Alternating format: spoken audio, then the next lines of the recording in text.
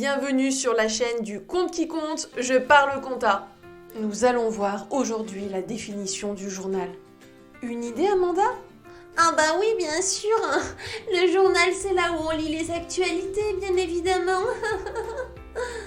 Merci Amanda pour ce trait d'humour.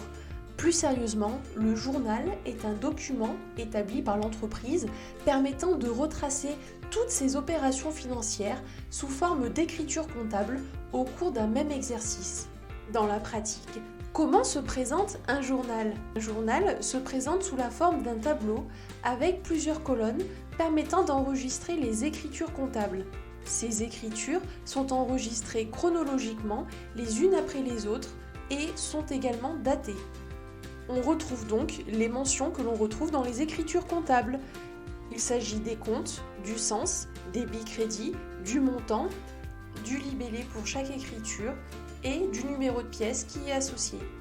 Il n'existe pas de formalisme, on peut tenir un journal soit dans un registre papier, soit numériquement. Dans la pratique, les journaux comptables sont tenus numériquement à l'aide d'un logiciel comptable ou à l'aide d'un logiciel de gestion intégré.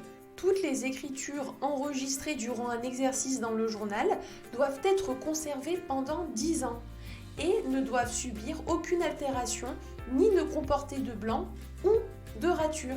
En effet, en cas de contrôle, notamment en cas de contrôle par l'administration fiscale, l'entreprise qui tient sa comptabilité à l'aide d'un logiciel doit pouvoir fournir un fichier FEC des écritures comptables qui sont présentes dans le journal, ce qui explique ses exigences en termes de conservation et de présentation.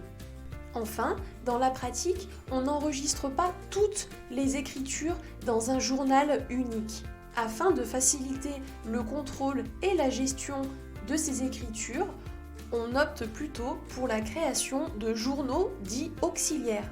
On crée donc des journaux spécialisés dans les écritures qui reviennent régulièrement, telles que les écritures des achats, les écritures des ventes ou encore les écritures de trésorerie. Enfin, pour les opérations dites diverses, voir la vidéo sur les opérations comptables si ce n'est déjà fait, on les enregistre dans un journal d'opérations diverses ou d'OD. À la fin de l'exercice, l'ensemble de ces écritures se retrouve centralisé dans un journal centralisateur.